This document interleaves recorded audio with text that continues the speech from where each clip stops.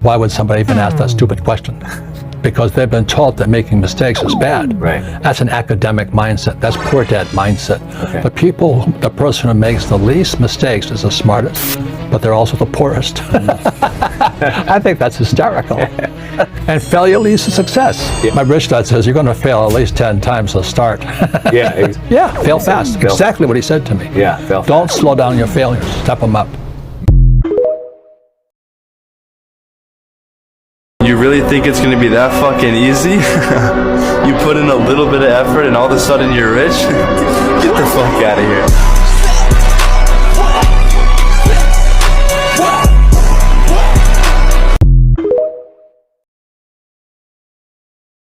What's your dream job? What do you want to do when you grow up? I'm gonna be a doctor. Yeah. How much do you want to make?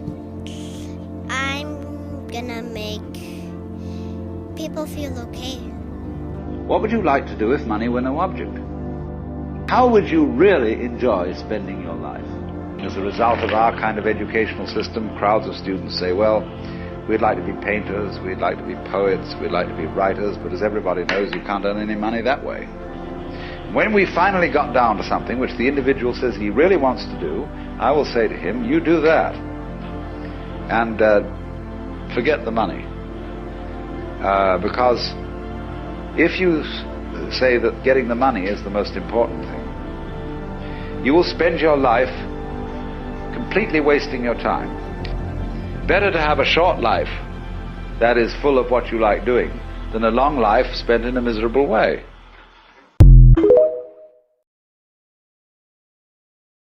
It doesn't matter where you are in life. It really doesn't. Because the great thing about life is it's always your next move. Your next move that counts. No matter where you are.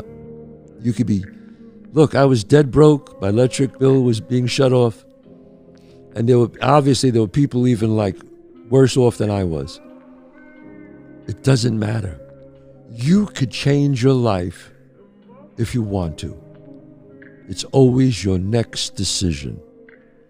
So it's up to you. President Trump. What are you guys going to do when our ocean level rises? Now you're full of shit. Sit down. I'm going to answer you. I'm going to answer. Just Dad. shut up and sit down. No way. Sit down. No. If the water on the planet rise up 10 feet, that means the southern part of the United States is gone. England is gone. Most of Europe is gone. And I can go, most of Central America is gone. And I'm jealous of the Vice President, Gore. I am jealous he came up with a scam before I did. Because the financial institutions, the banks of this world know it's not gonna happen. Otherwise, you couldn't get a goddamn loan in London. You know those 30, 40-year mortgages? The world will be over by then. Is Barclays Bank gonna give you a motherfucking loan?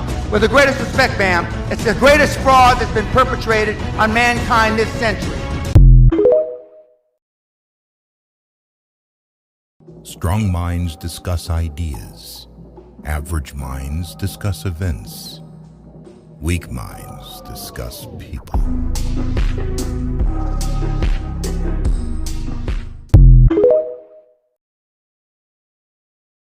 Matthew 7:24-7. Everyone who hears these words of mine and does them will be like a wise man who built his house on the rock. And the rain fell and the floods came and the winds blew and beat on that house, but it did not fall because it had been founded on the rock. And everyone who hears these words of mine and does not do them will be like the foolish man who built his house on the sand. And the rain fell and the floods came and the wind blew and beat against the house and it fell, and a great fall it was. Start today, move to Rumble, and this is the future of the internet. This is now the revolution.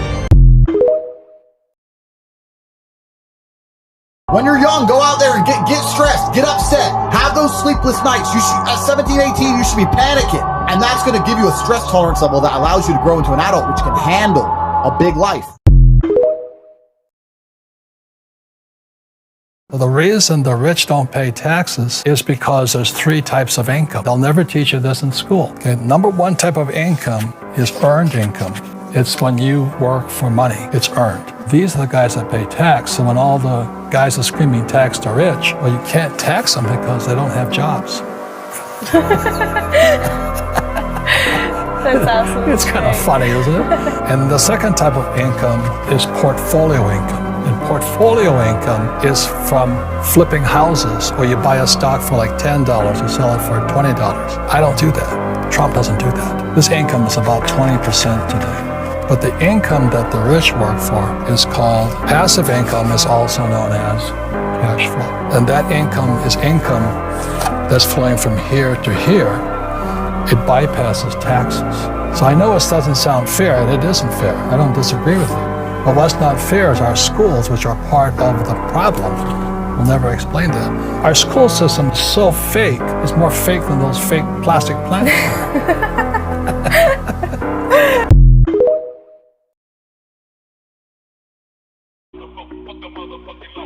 There's not going to be a President Donald Trump. Trump will not be president. Trump will never be elected president of the United States. You're not going to be president. The more people tell you it's not possible, that it can't be done, the more you should be absolutely determined to prove them wrong. I am officially running for president of the United States. Treat the word impossible as nothing more than motivation. Sorry to keep you waiting. Complicated business. Complicated.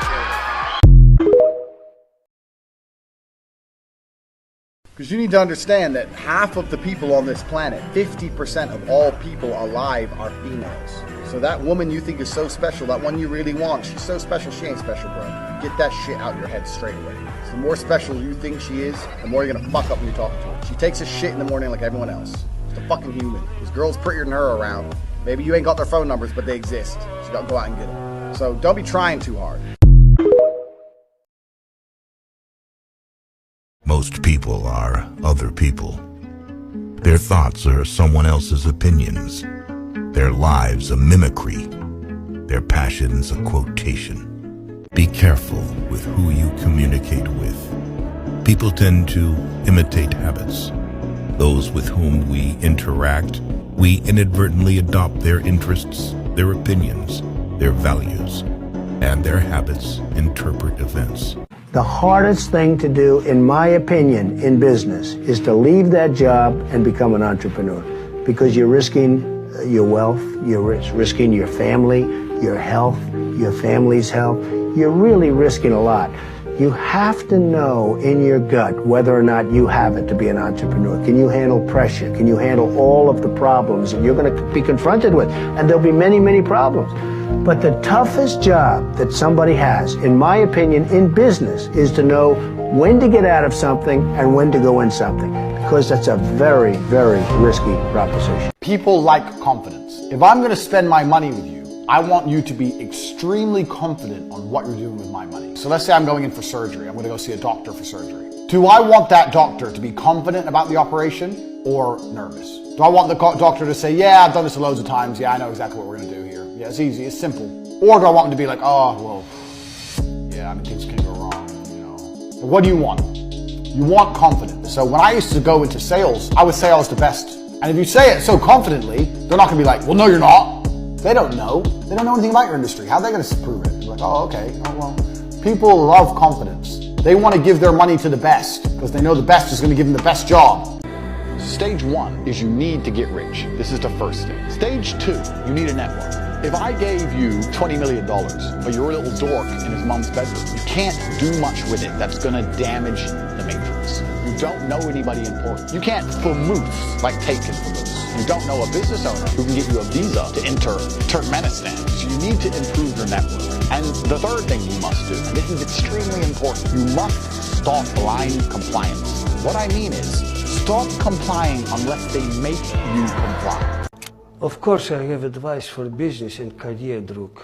Number one, do not look at your competition so much. It is more likely to die of suicide than of murder. You get it? Number two, you need at least 7 years to become big.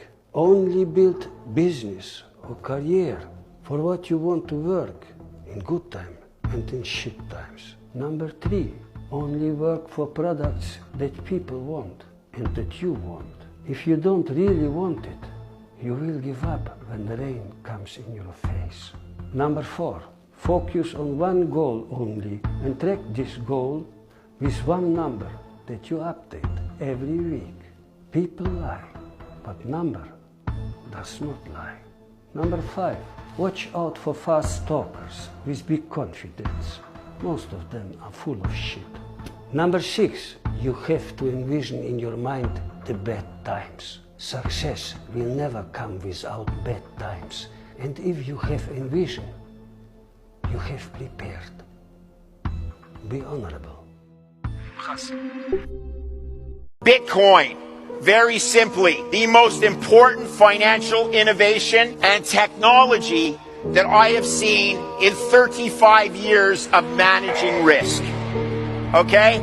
Well, don't own Bitcoin. It's volatile. Oh my God, it's gone from 70,000 down to 20,000. This is the volatility of the Dow Jones Industrial Average versus Bitcoin. Bitcoin is now less volatile than the Dow Jones Industrial Average. Don't mistake volatility for risk. Bitcoin is the best upside opportunity I have ever seen. I have a price target on Bitcoin of over $2 million per Bitcoin. And gentlemen, don't forget who you are. It's not about forgetting about the talisman. It's not about forgetting about Top G Andrew Tate. If you find yourself one day on YouTube scrolling alone, jerking off to stupid videos, do not do that. Don't forget who you are. Everything that we've tried to teach you is against that kind of behavior. A lot of guys will look at you and say, okay, well, he's 6'4", handsome as fuck, good beard, rich, his brother's Andrew. But I actually have a lot to say about that, because there's another version of you that either lives in Luton or lives in the States that's fat as fuck, on the back of a garbage truck or working in some kind of facility. Or skinny as fuck. Yeah. And so what do you say about the guys that think they have no hope and give up? I mean, the 6'4" thing, fine. I would have been tall regardless. Right. I would have been 6'4". But if I was a really skinny dude who, had no money, sat at home playing the Xbox, I'd have no receipts on social media, no one would know who I was, I'd probably have a patchy beard because of low testosterone, because I've never done any training in my life. That guy's not getting laid. 6'4" or no 6'4". And what people don't want to hear is that to become Tristan Tate was a slow process of hard work that took me 15 years. And I'm still working on myself. I think the Tristan Tate in 3 or 4 years is going to be a much better version of who I am now. Right.